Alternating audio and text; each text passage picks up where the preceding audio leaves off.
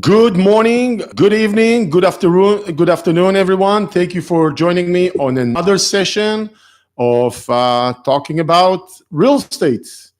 And today we're going to talk about what's holding people back from taking action. There are many things about that topic, many reasons, but we're going to try and narrow them to the top few. I think I have 6 or 7 on my list. I'll try to be brief and to the point, like always. Thank you, first of all, for joining, for taking the time. Thank you for those of you who are listening on the recording. This is live Facebook, but we are putting it on YouTube, and we are putting this on our podcast in English. If you want a link, you can let me know. So you can consume this via your preferred medium, podcast, YouTube, Facebook, whatever suits you, that's fine. Every week, I try to come up with an idea or a topic. Usually, I take something that I encounter throughout my work week, and this is actually the inspiration for today as well. I will explain in a second, and I bring it to you and talk about it with a very, very, very clear purpose. I have 2 goals here today, or every session. One, provide you with education, knowledge, and share that wisdom or experience with you.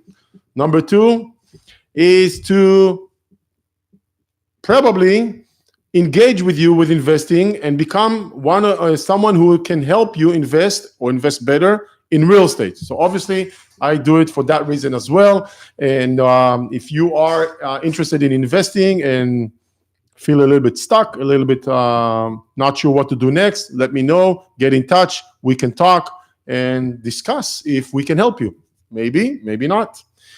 Now, as for today's topic, I received an email, I think a week ago or something around that time, for someone who met with me and spoke to me some 10 years ago.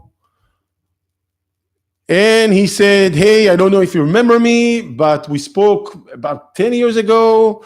I wanted to ask you something. I didn't invest back then.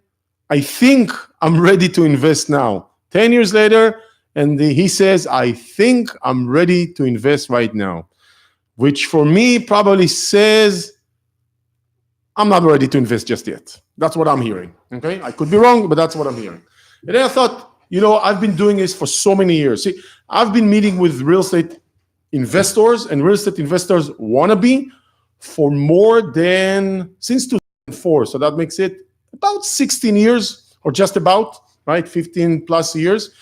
And during those years, I have probably had well over 8, maybe even 9,000, who cares at that scale?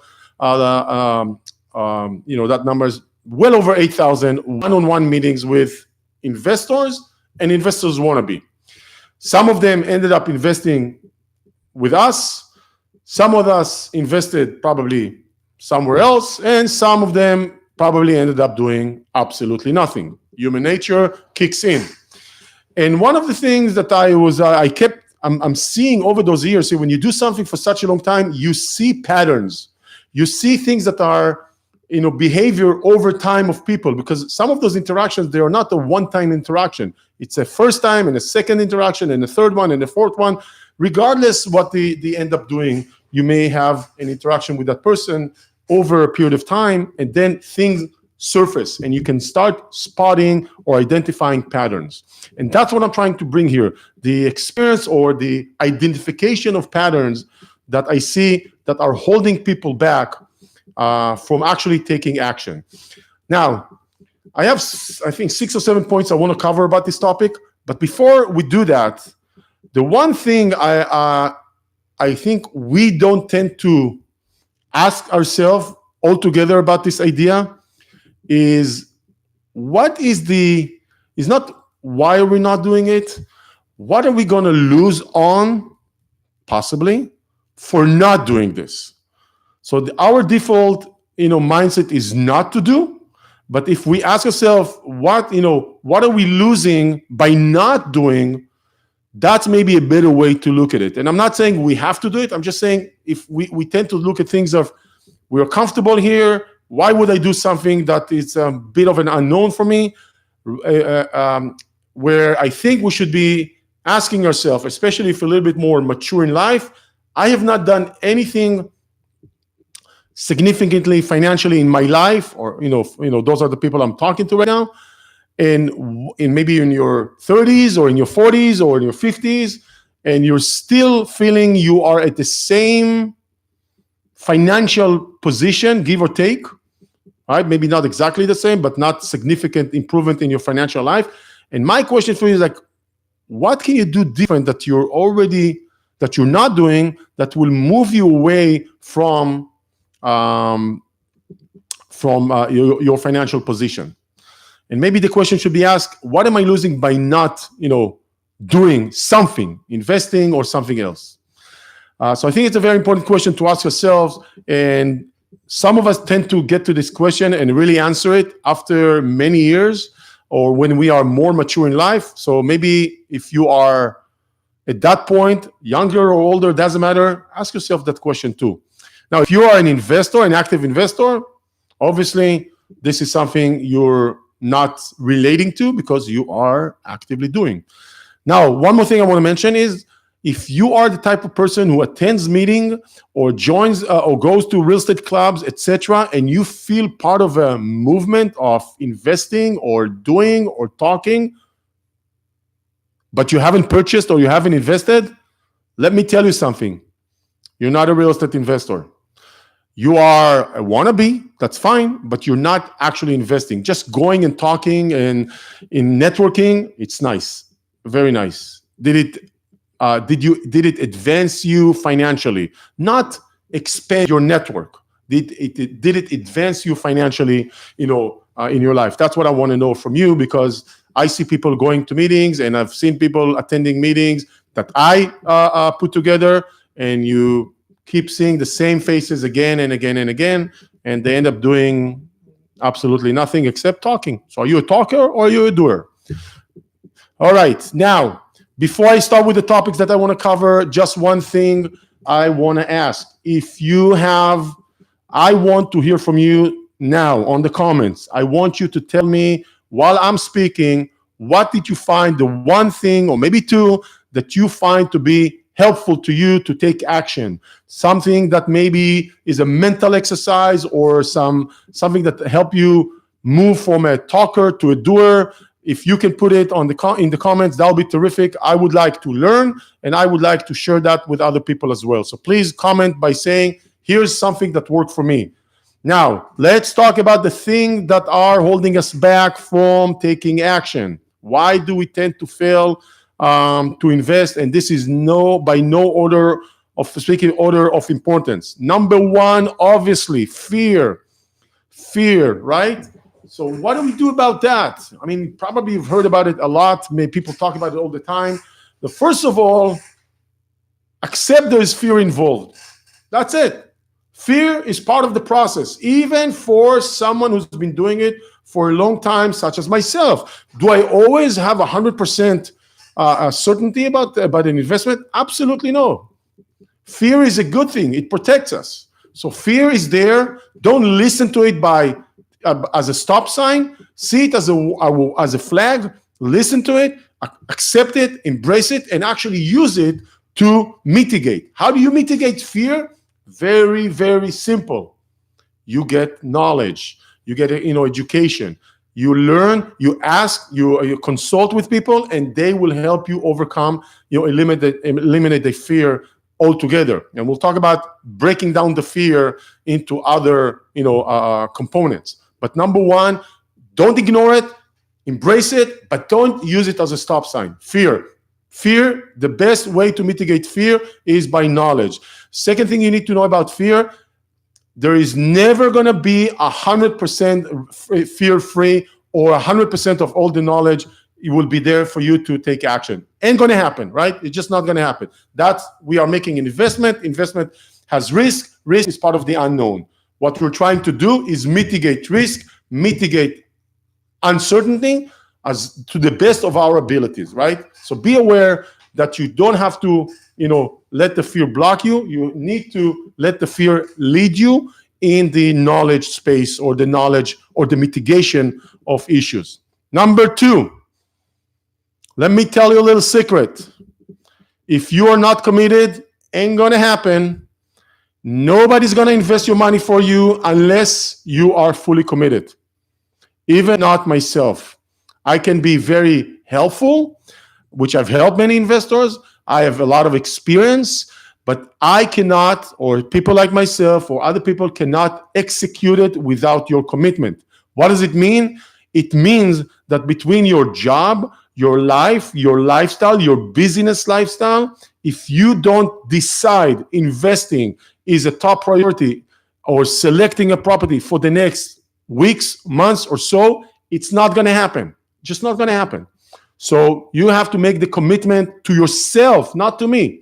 Well, if you want to make the commitment to me, I'll be okay with it. But first of all, you got to make the commitment to yourself, because the commitment to yourself will enable you to actually go and do and execute. Okay? Commitment is important. And yes, it's hard. It's hard to finish a work day packed with issues, packed with problems, coming home, maybe kids and homework and dinner and stuff like this, and then sit down at 8 or 9 or 10 p.m. and start looking at properties. It's not easy. I know that. But if you're not making that commitment, it's just not going to happen. Okay? So number 2, commitment. Number 3, stop complaining. I called the realtor, he didn't answer. I called this, I asked, they don't respond, blah, blah, blah. Oh, come on. You are dealing, see, real estate is a people. The foundation of real estate is people. There are people involved in every aspect of the transaction.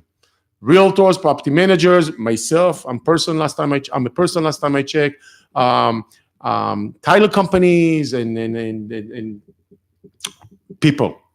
And people make mistakes, and people do not respond, and people's kids get sick, and something happens, and life happens, and come on. You want to invest, you got to position yourself in the best position, which is take care of number 1. Stop complaining, and if someone is not responding to you, although you are correct, the realtor is a salesperson, and he should be chasing you down for with information or answers. Step up. Get over it and take care of your best interest. Your best interest is to make a smart, better, excellent, or good decision about investing. No one is going to do it better than you. You need to steer that boat. Remember the commitment from the previous point? Here it is again. The commitment, which comes into if people around you are not as responsive as you would want them to be, get over it. Push them. It's always beneficial to you to push others to get things done. I call it nudging. Nudge other ones. You know what? I try not to be nudged by others and be proactive and do things to the best of my ability. But sometimes even people that contact me, they say, hey, Danny, we sent you an email 2 days ago and you never responded. Oh my God, you're right. I missed it for some reason. Again, me being human. Right? I try not to make it happen. It doesn't usually happen, but it does. So don't complain, step up, lead, steer the boat or steer your ship of investing, which is part of the commitment. Number 4, persistence. Very important. You're going to be hitting, walls, or you're going to be hitting some obstacles and bumps on the road, or while you're trying to find your house, while you're buying the house, and after your purchase. It's going to happen. Remember, one of the biggest fault of the real estate world is people are involved. People means property manager. Guess what? People means tenants. People means realtors, etc. There's some unpredictability what someone will do. That doesn't mean a catastrophe, but someone is not responsive, or someone said one thing, they meant another. Those are obstacles. This is life. You know it by now. So don't let those obstacle blocks, walls stop you or hold you back. Just find a way to overcome the obstacle, get around it, maybe, fall down for a moment or two or a day, regroup, and persist moving forward. Very, very important. It's going to happen every time you're trying to invest at any stage of the investment. So it's very important to be persistent. Number 5, very important in my mind, most people just don't have a proper system and processes in place to invest. They don't understand the process of investing by itself as it is. What happens now? What happens next? What happens after that? And so on. So having systems and processes and maybe checklists in place, very, very, very critical.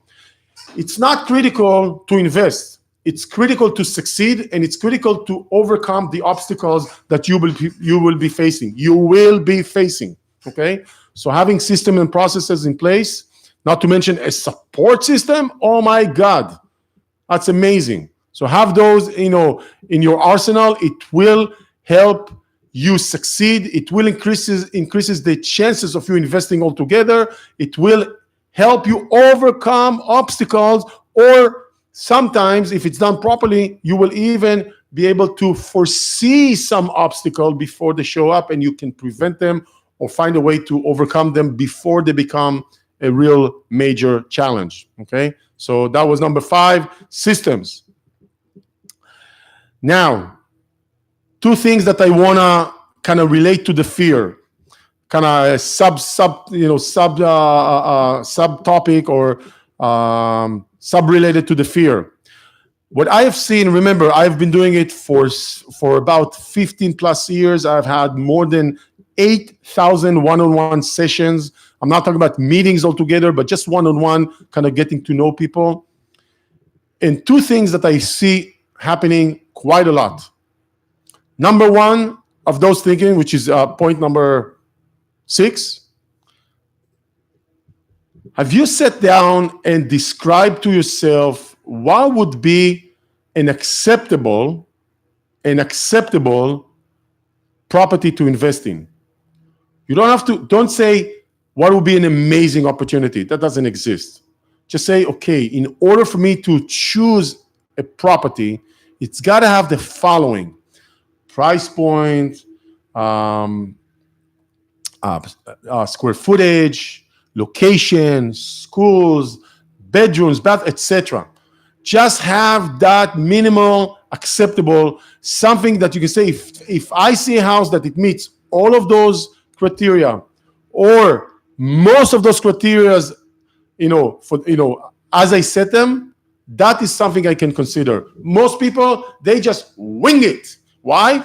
Why do they wing it? Because they don't even think about, setting up those criteria. They don't even take the time. You don't even take the time to say, okay, you know what? Let me take 3.5 minutes of my busy day with my coffee. What would be a good house for me? A 1 bedroom, 1 bath, 650 square feet, no garage, on a single lot in a part of town. You know what? If that's what you want to go for it. That's acceptable, right? For me, it's something completely different. I want a nicer house, a more modern house, newer house in a good community, a little bit bigger, 2-car garage. That's something that I look at it and say, yes, this is acceptable. Most investors want to be, remember, I'm talking about to the wannabe, they don't even take the time. What? Not even 5 minutes to write down what is it you're looking to, what would be an acceptable property to consider investing, not buying, but at least you will know if it meets those criteria. Okay, it raises from a concept to a possibility. Then you look further into that analysis, and then you decide if to make an offer. But if it doesn't meet those criteria, throw it out of the way and move on to the next one. Guess what? People understand that it's very important to do, but they do nothing about it. So if you don't, if you are a doer, you don't care about what I'm saying, and that's fine. If you are a talker, but you want to become a doer, you better do those exercises. It will increase the chances of you buying. It's not a guarantee, but it very much increase the chances of you buying. Last point, and I think this is maybe one of the most critical one. Again, it's kind of related to the fear. Fear is a big word. Fear. or risk or I'm not sure. Those are big words, and they're, in a way, they're kind of empty because there's nothing I can really do about it. But if you are listening, and if you're listening carefully to what I'm saying, and you are someone who's feeling stuck, I'm going to assume you have the ability, the interest, the willingness. You may even have the possible commitment, but something is holding you back. Here's what I want you to do. And you know what? You can even email that to me, the next exercise. Here, I'm going to put my email right here.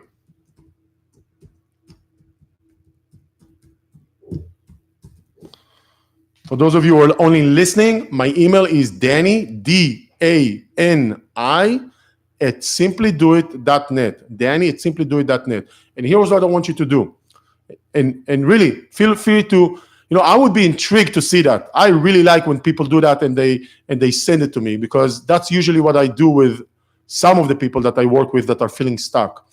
Sit down and write, spell, and I mean write. I don't mean think. I mean write down everything that's holding you back.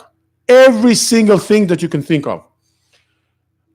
I can't trust the property manager. Fine. For you, it's a challenge.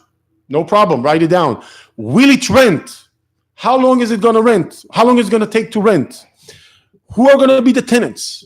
Will I be able to sell it in the future? Will I be able to get a mortgage? Can I trust the realtor? How do I analyze a deal? What kind of a house do I need? Should I buy? Maybe you don't know. I talked about it, 2 minutes ago. Maybe you're not sure what to buy. Every single reason that's holding you back, instead of calling it risk or fear, those are big words we can't really tackle. Break it down. Break it down into specific items. And if one of those items is I don't have money, that's okay too. At least you identified it. Probably 50% of eliminating obstacles is identifying them. If you are facing fear, what is the obstacle here? But if you're saying, I don't know if I can get mortgages, you know what? I don't know either. Can I help you find an answer? You betcha. I don't know if it's going to be yes or no because I don't know you. But can I get an answer for that? Yes. I don't know how to analyze a rental property. Well, guess what? I can help you with that. I can show you how to analyze a rental property, and that will eliminate that, lack of knowledge. But at least you've sat down and you identified this is a challenge for you. And I don't care if you identify 10 of them, 15 of them, 30 of them, that's great. 50% or more is identifying the challenge or obstacle that's holding you back. And once we identify, we can try and tackle it, maybe together. I'll be happy to try and give you, have a session with you, no cost, just you and I talking, trying to tackle those things. Guess what? I've been doing it for 15, 16 years. I've been involved in more than 4,500, that's 4,500 transactions. Mostly purchases, but sales as well, of rental properties in multiple parts of the country. Before the crash of 2008, after the crash, recently, even today. I just closed on another house, this morning. Just today, it closed, right? And guess what? Another one, yesterday. We worked out a lot of the kinks. That doesn't mean we have a perfect system, but we've been able to tackle so many challenges. There's a very good chance that what you are already fearing or concerning, if you know to identify it, I can try and give you a reasoning or an explanation or how we tackle it. Is that going to be a guarantee that everything will be successful? No. Is that a guarantee that there's a good chance you will understand and you see that we were able to solve it one way or another? Probably so. Been doing it long enough. But if you don't identify those items, it's just a fear. It's just a word. So do yourself a favor. Take the time to think about it. List it, write it, item by item. I encourage you, I invite you. Let's talk. Bring those items. I'll try to respond to them. I'll try to explain to them how we tackle them. Hopefully you'll find something that I've never thought about. That rarely happens, unfortunately, but I always like when people bring something that I've never even thought about. And let's give it a chance and see if we can help you with that. So let me wrap up everything that I covered today. So first of all, those people are joining to the session while I'm speaking, and I want to ask you to put a comment and saying, Dani, here's one thing or two things that helped me overcome an obstacle when it comes to investing. That really helped me. So please share that with us on the comments. But what I talked about, a couple of things, just to wrap up. Fear, and the way to tackle fear is knowledge, mainly. Commitment. You gotta be committed. No one, not even Tony Robbins, will probably be able to make you execute if you're not committed. Okay? And he's great about helping people with that. Kudos to him. Focus on not complaining. Stop complaining why other people are not doing what they're supposed to be doing. That's just part of the territory. You don't have to like it, but just the reality. Stop complaining about it. Be persistent. Obstacles and walls and bumps are going to be along the path. It's going to happen. I promise. So be persistent. Build or make sure you have systems, processes, and checklists in place. That will help you. If you don't have them, guess what? We do. We can work with you. And if you come and join us and work with us, we already have them in place. We already have investors using them, leveraging them, utilizing them in their benefit. That's why we set it up. You don't have to, but I want you to have your own if you're not using someone who already has it. Identify to yourself what is an acceptable investment you will buy. Numbers, price, location, size, year, etc.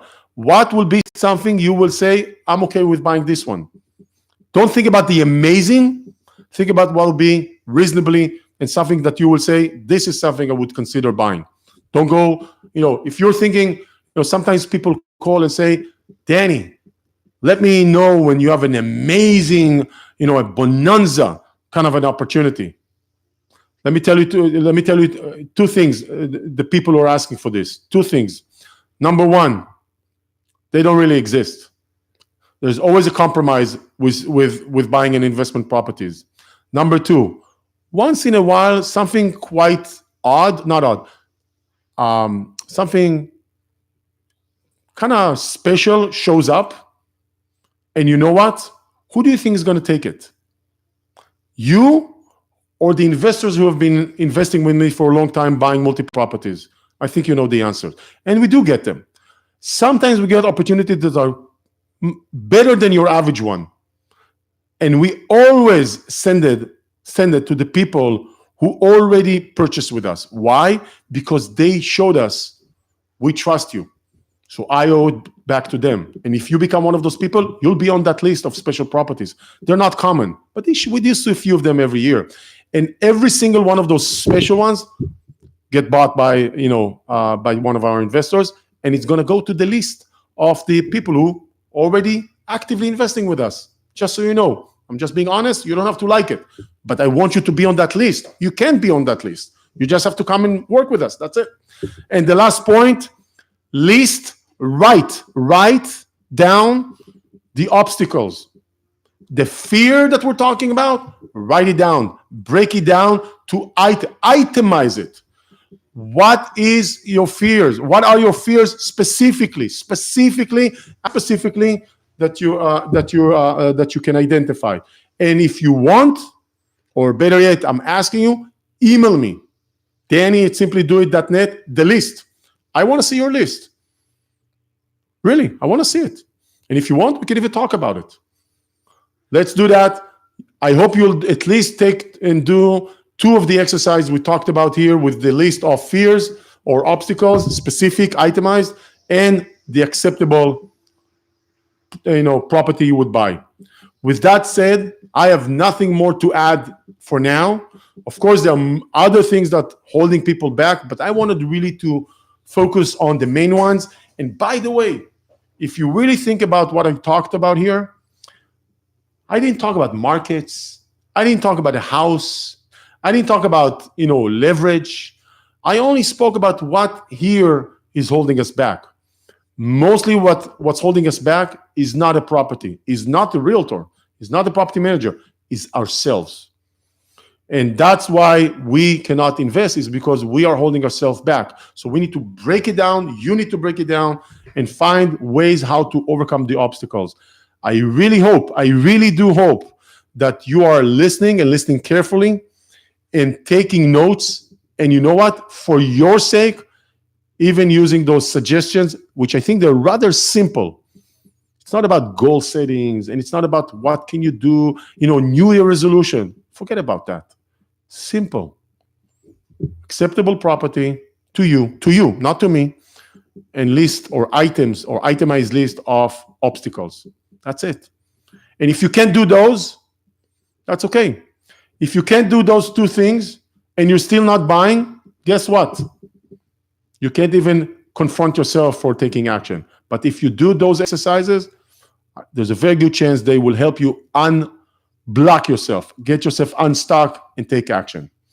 Thank you very much for taking the time for joining me. As you may or may not know, we hold this session on a weekly basis, typically Friday at 10 a.m. Pacific time, California.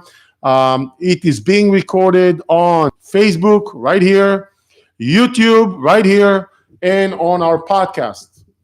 You're most welcome to listen on any one of those channels, and you can definitely go for the extra credit and listen on all three channels. And of course, your likes are appreciated. Your shares are appreciated. If you have a topic that is kind of concerning you or bugging you, let me know. I may consider talking about it if I feel comfortable. I only talk about things that I feel comfortable, not about investment that I have no experience or ways to contribute to you. We are here to help you invest in real estate, in rental properties, in good areas around the country, in nice single-family homes. I always like to say the type of product we are investing in is the American dream. Literally the American dream. Sometimes it's so much the American dream, it actually comes with a white picket fence, which blows my mind when I see those houses. It just sometimes, not always, comes like that. So that's really nice. So thank you very much for taking the time. I don't know if we will or we will have a session next week due to Thanksgiving. We'll see. With that said, have a good day. Have a terrific rest of your day. Have a terrific weekend. And Shabbat Shalom, everyone. Bye-bye.